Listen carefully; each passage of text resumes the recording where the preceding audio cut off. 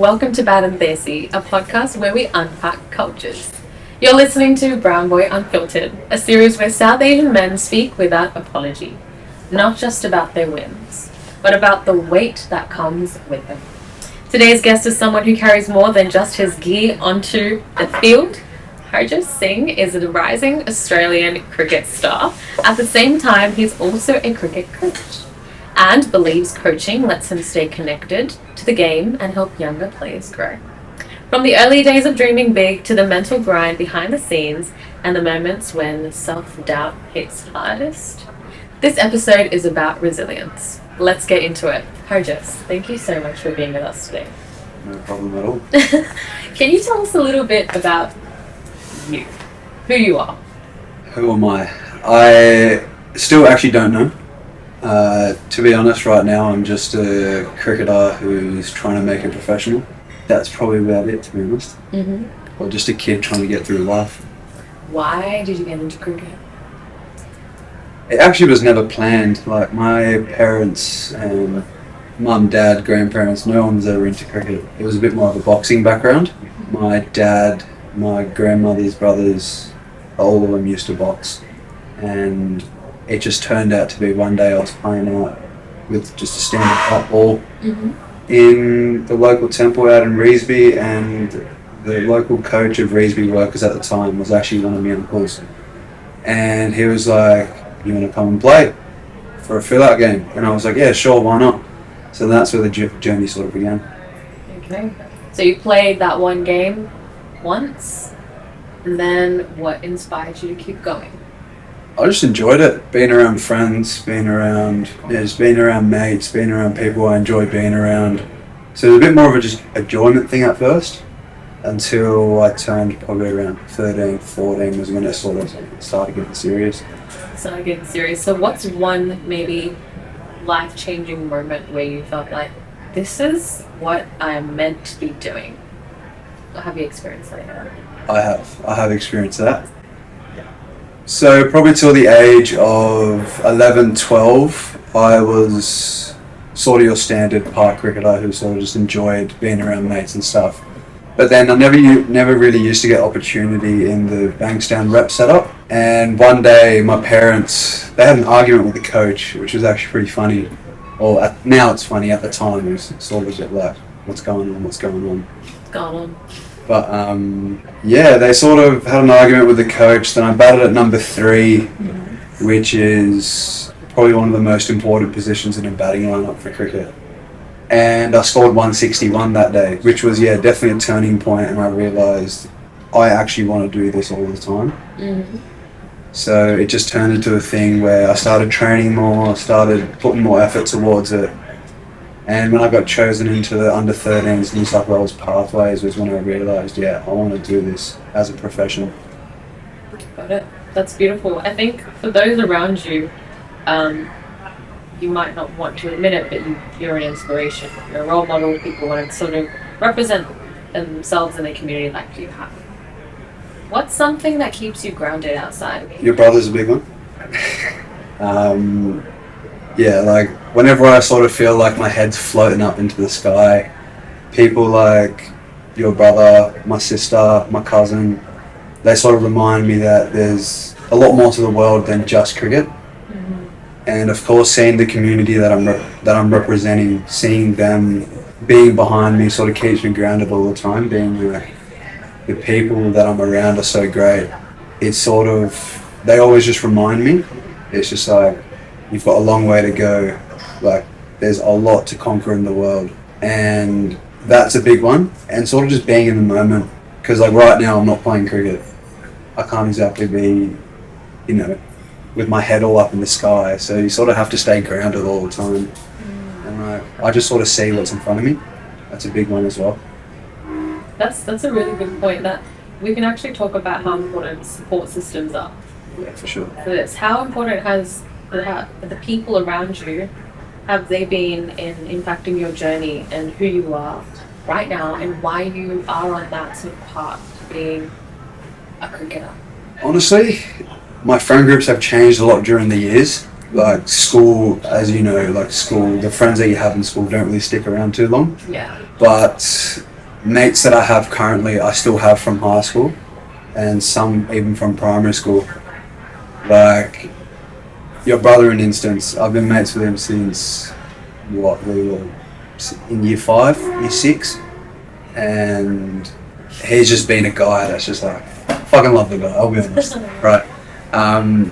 But yeah, it's just been really good to sort of have a consistent sort of support system around you. It's important to have good people, and you sort of find out as you mature, as you age, who's good and who isn't, and you sort of remove those bad people from your life and you continue having the good ones around.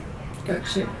That's a really interesting point. I think we've actually talked on a couple of podcasts about how important it is to be around people that are good for you, because whoever you're around shapes who you are, your mentality, your growth systems, your goals even. Yeah, for sure. So have there ever been any impediments in your success, like any challenges that you've experienced? As a kid who's brown and with a turban, you don't exactly like to admit it, but racism sometimes is one.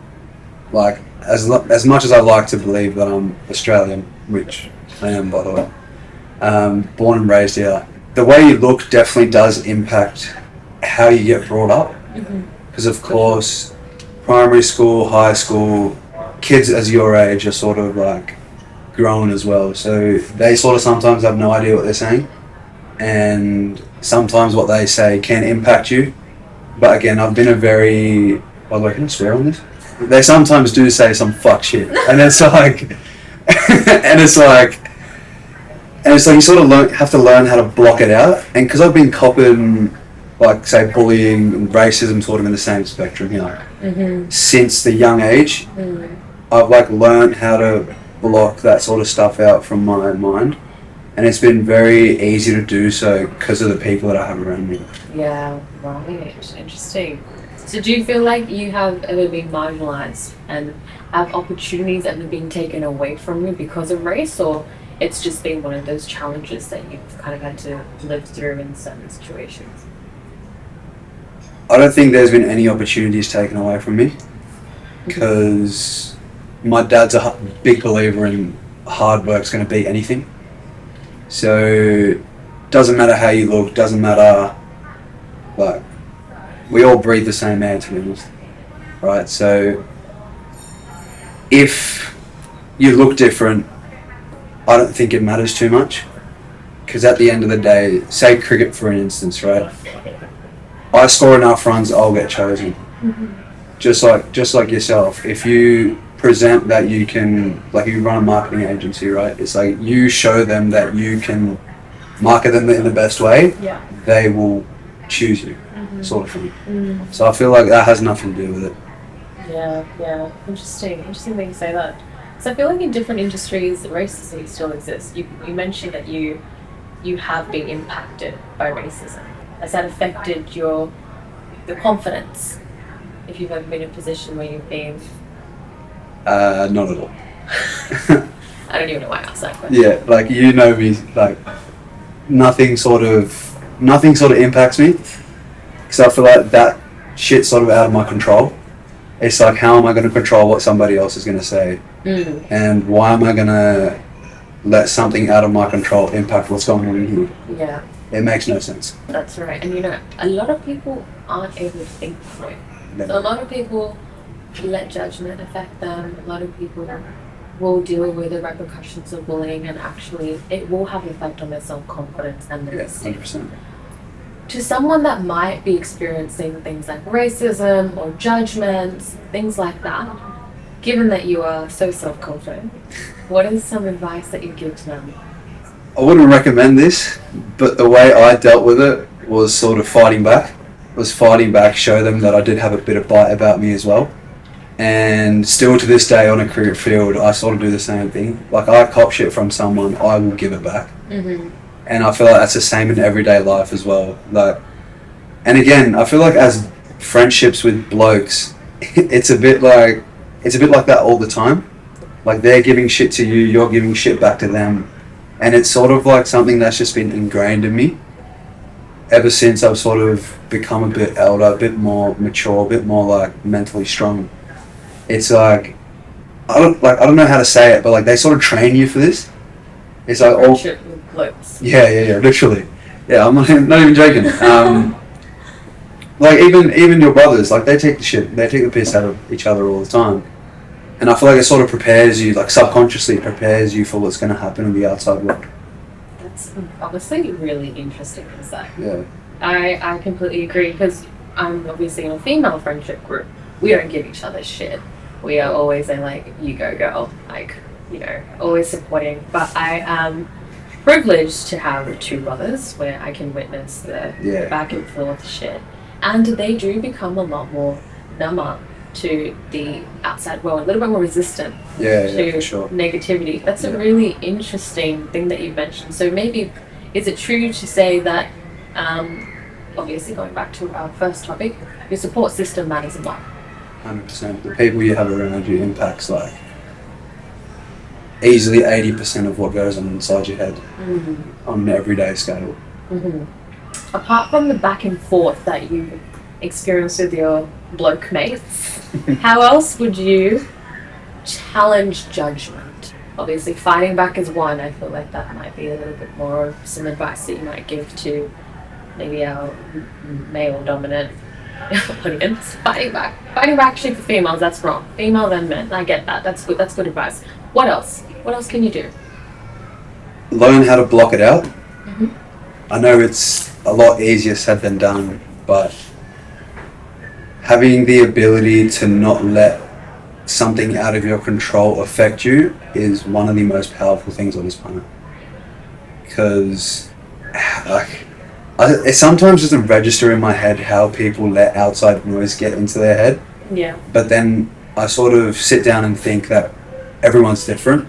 Everyone listens to different things. Everyone perceives things differently. Everyone has different days. Someone could be having a bad day. Someone could be having a good day. Like, you never know what's going on inside someone's head. So it's a bit of like, just learn how to block it out. Learn to do things that you enjoy. Say if you ain't feeling the best. I do something that's probably out of the ordinary. Like, I enjoy cooking when I'm not feeling right mentally. You cook? Yeah. Wow. I did not expect that. Go on. Yeah. So I feel like just do something where you're emotionally not exactly involved. It's like cooking for me is a big one. It's like you just sort of cook and don't really think about anything else. It's like, I'll have my potatoes burnt. Like, that's all I'm thinking about. Not like, what did this guy say to me or whatever. Yeah. Wow. So that's my thing when I do. What I do is, don't exactly feel right in the headspace sort of thing. Cool. Yeah, because even I don't exactly enjoy speaking about it. Yeah. So I sort of divert that energy. Yeah, I find something else to do. Like, I'm feeling anger, I'll go hit cricket balls. I'll go lift weights. I'll go run. Feel sadness, cook. Feel happy, just keep living life, I guess. So you redirect your emotions into an activity. Yeah, that's the way I sort of take care of it. Yeah, because even I don't exactly enjoy the whole speaking about my emotions sort of thing. Why? I don't know if I can be saying this on here, Of course you can. Unfiltered. I feel like sometimes, in my opinion, emotions or the lack of the ability to control your emotions is a sign of weakness. In my opinion. So say if I'm having a shit day and you say something to me that doesn't sit right with me, if I lash out at you, that's a sign of weakness for me. If I'm angry, I lash out at anyone, it's a sign of weakness in my own brain. And instead of doing that and putting myself in a position where I can lose control of my emotions, I decide to shift that energy towards doing things. If that makes sense. It makes sense. But why do you not talk about your vulnerabilities?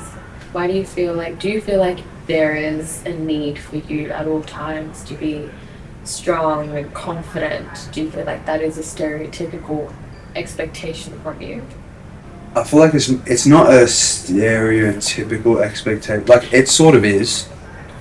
Being an athlete, trying to become a professional athlete, being big and strong and Punjabi and all that, as they all say, it sometimes does take over the fact that I can be vulnerable, but it sort of does depend on how you've been brought up as well. I'd say so. Like, I don't exactly know how to word this, to be honest. Do you feel like your parents have had an impact on your ability to express your emotions? No, because they do speak about their emotions to each other, and I feel as though emotions should only really be I'm treading a fine line here, and I'm struggling to word it. That's okay.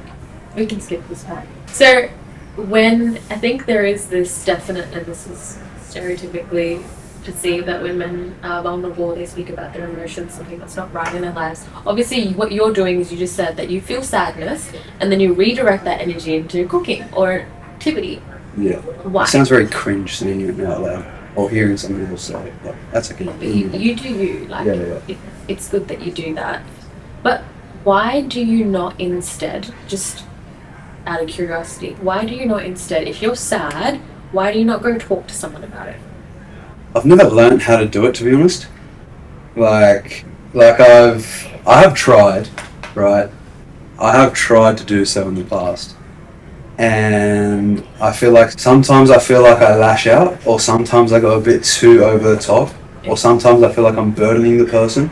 Yeah, okay. So it's a bit like I'd rather just deal with it myself and sort of just move past it on my own. And yeah, I just sort of prefer to do it like my way because it's working. Like, throwing a question back to you, have you ever seen me like anything but jolly good? I've seen you angry. Yeah, but when? When though? After cricket. Yeah. That's the only time. Or when I'm losing FIFA. That's probably about it. When you get competitive. But no, you're absolutely right. But that means you're masking yourself. Or do you not mask yourself? You're saying you redirect your energy and you get rid of that emotional instability. Pretty much. I feel like I feel an emotion, I do something about it, and then I go back to square one. I think finding what works for you is definitely the best way. And if it works, it works. If it doesn't, find another way. And whatever works for you, I guess. Whatever works for you, works for you. Yeah. Written by Harjas. Okay, great. Now let's go back on the field. Yeah. What is something that you do before you get on the field to make sure you are in the best mindset possible to perform the best you possibly can? Breath work. Go a bit deeper. Did you expect that one? Actually, not at all. Yeah. I was waiting for that reaction, to be honest. Yeah, oh, no way! No way, tell me more. So I, since last year, October, I have been diving into cold immersions, ice baths, however you want to name it, breathwork stuff, and I felt like it is life-changing.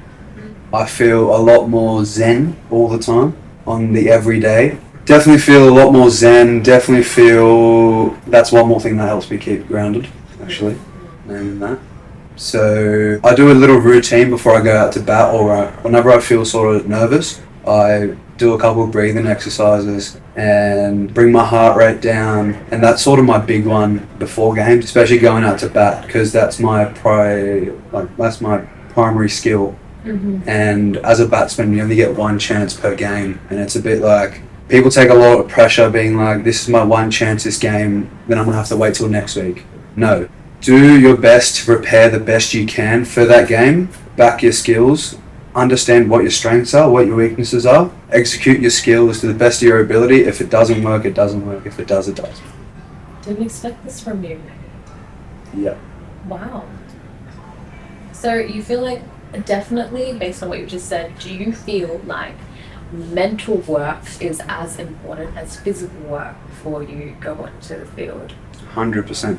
110%. Especially with a game like cricket, where the people you play against, you've played with against them, with them multiple times. So it's definitely a mental game, especially with the whole sledging aspect, with the whole, am I good enough to do this again? Am I good enough to play first grade? Am I good enough to play under 19s for Australia? You get a lot of doubts, but you're there for a reason. So if you're there, you are there for a reason. Back what you've done to get till that point, and just express yourself. Now, you just mentioned self-doubt, and previously you talked about how you navigated through that. You kind of, you redirect your energy into activities. Yeah. Have there been instances in your life where you really struggled with self-doubt? Just too self-confident? I don't like to admit this, but yes, I have had self-doubt before. When I was taking part in the Under-19s World Cup, there was a stage where, when we got to South Africa, I got COVID day one, and I was out for 4 days, stuck in my room, just like with my own thoughts, and it was sort of difficult. Didn't play the first trial game, played the second one, did pretty well, and then the first game of the World Cup came along. I hit a 4 the first ball, felt absolutely wonderful, and then I got out 2 balls later, and after that I had a string of games where I did absolutely nothing. I didn't bat well, wasn't feeling confident, doubted if I should have even been there, to be honest, because I didn't score over 10 runs, I think, in all the games that I played. Leading up to that final, I was doubting myself a lot. I expected not to play the final, to be honest, because I had obviously done so poorly that whole tournament. So that's probably one place where I felt self-doubt the most, for sure. And then how did you navigate that? How did you perform better the next time? I realised I was there for a reason. I did everything in my control to prepare the best for that game. I had conversations with my coach. He just had one thing for me: be yourself, play your game. And ended up coming up in that final. I actually had a conversation with one of my mates, and he was like, "This whole tournament, it looks like you've lost your swagger." Swagger? Yeah. You've lost how you used to walk out with your chest out, with your chain out. How you walk, you've sort of lost all that. You've like turned into like a bit of a, you know what I'm trying to say, a bit of like a not so swagger. Yeah, not so swagger. Sure. And he reminded me, he was like, get your swagger back, realise why you're here, realise what you've done to get here, and try replicating that. And before that World Cup, I used to be the guy who used to walk out on a field with his chest out, buttons open, chain out, and pretty much. And during that World Cup, I had lost that part of me. Yeah. And in the final, I made a mental note to walk out like I used to, and the difference was there. Wow. That's why it's so important, I think, obviously different trajectory, but corporate world, making sure you dress and you feel your best, that empowers you, boosts you to be confident. Yeah, for the sure. way you feel is the way you act. I think that's exactly what you're trying to get out of this, and that's great advice from your friend, by the way. Keep that friend around. Okay, something that I want to do with you, which I think I have a desire to know more about, is cricket jargon. So words that you say in cricket often, and what they mean. Because these guys spit words at themselves. I don't ever know if it's an insult or if it's like an actual thing in cricket. Yeah. So I want you to pick 5 words. Yep. And explain to our audience what they are. And this is really selfish of me because I would have expected you to have 5 words. You say like a million words and I could never remember what you say. Like sledge. I don't know what that is. What's sledge? Okay. It's like, do you have any other words that you want to know the meaning of? No. So it's just sledge for now. Yeah, sledge for now, because you just mentioned it. Okay, so sledging is trying to get into the opposition's head. So that's like, what's the dumbest thing I can think of? You block the ball more than a leg. You have more blocks than a Lego set. Something stupid like that. Like it's not exactly. That's not what people say. People do go a lot deeper and a lot more insults. But it's like someone saying to me, "Oh, you don't run that fast." And there's someone saying that to you. Yeah. It's like they're trying to get inside your head. Who's saying that to you? The opposition. Oh, they're just standing there and like. So the fielding team when I'm batting. Okay. Yeah. Wow, that's bullying. Is that part of the game? Like you're allowed to do that? It's completely fine. Has that ever impacted you on the field? Yes, but I will not say what had been said for me to be impacted, because R-rated. Yeah. Okay, got it. But that's really interesting. That's like going back to our first topic about, people will say so much. How do you block it out on the field? I bite back. Oh, on the field as well? Yeah. So on the field, I'll give it back. Sort of depending on who it is. Like, of course, if it's someone I respect and admire, I will sort of sit in my bubble and just think that nothing happened and just carry on. Okay. And just keep doing my own thing. But I feel like sometimes getting in that contest brings out the best in me. Like, I perform my best when I am angry, and I do perform my best when I am like, yeah, I'm gonna smack you. I will bleep that out. Yeah.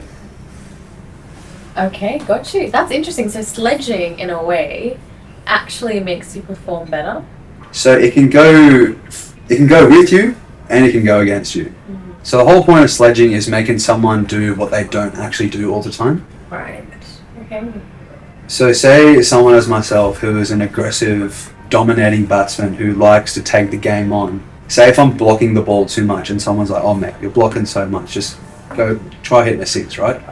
I'll try hitting that 6, it'll get me playing a foul shot and then I'm out. My back's towards the field. I'm walking off, right? So it's sort of the whole concept of sledging is making someone do what they don't do on a usual basis. In a word. There was one that I taught you the other day, digits. Digits. Yeah. What's digits? So that's just like your fingers. These are digits? Yeah, these are digits, because you count digits for them, right? Okay. Right, maybe we'll do a whole reel on this, actually. Yeah, okay. Okay, going back to coaching. Yep. What's inspired you to teach the future generation of cricketers? Why are you doing that? I enjoy seeing kids learn something new and be excited about it. Mm-hmm. As like at the end of the day, yes, it is sort of like a side hustle, earn a bit of extra money sort of thing. But I do enjoy the whole fact of being able to teach kids that are from the ages of 6 to probably about 12, 13, something new every time I work with them. And of course, applying my knowledge and my experience that I have of the game to the younger kids. And it's very, very fulfilling seeing them, say, improve like a shot that they've been wanting to improve recently, or seeing them bowl the ball a little bit faster, seeing them turn the ball a little bit more. It is very fulfilling seeing that happen right in front of your eyes. But yeah, at the end of the day, it is a bit of like a side hustle sort of thing, to be honest. Beautiful. Now, we probably have a lot of young athletes that are watching that look at you and say, wow, I really want to be like that. They could be. I'm not giving you an ego boost or anything, but it could. There's a potential. Yeah. Well, what advice would you give to those young athletes in following your footsteps to become an athlete while dealing with pressure, emotional vulnerability, and everything else we talked about? I would advise them to learn how to stay in their bubble. Okay. So create a bubble for yourself. Create the people you want around you, first of all. Mm-hmm. Create the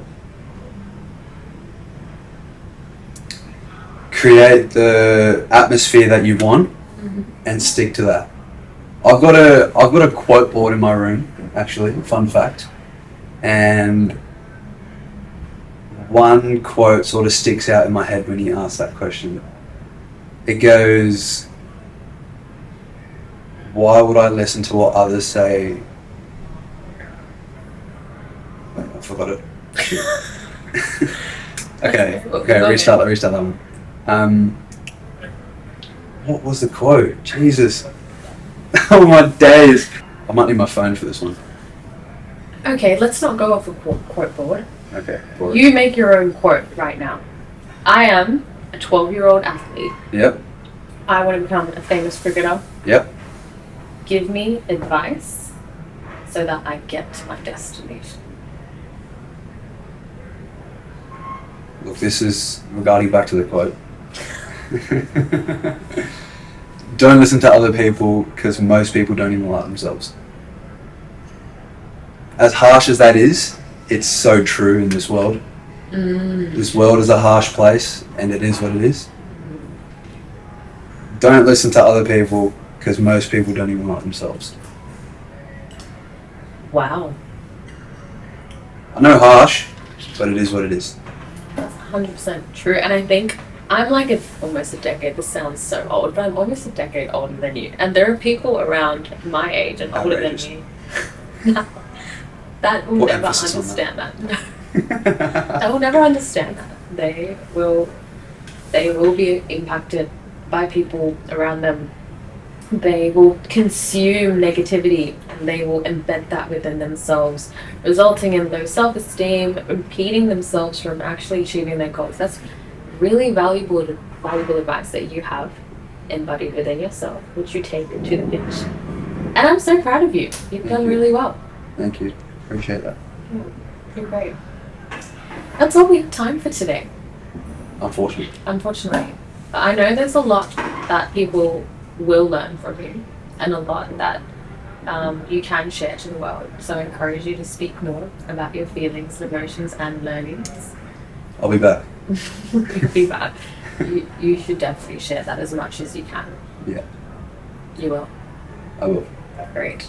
Thanks so much for joining us today. We had Harjas. If you'd like to follow him, you can follow him on Instagram. I actually don't know what my hat is, but yeah, Instagram. That's about it. And maybe cheeky plug for coaching. Strike Rate Coaching. Yeah. Nice. That's the one. Thanks so much for watching, guys. See you next time. Thank you.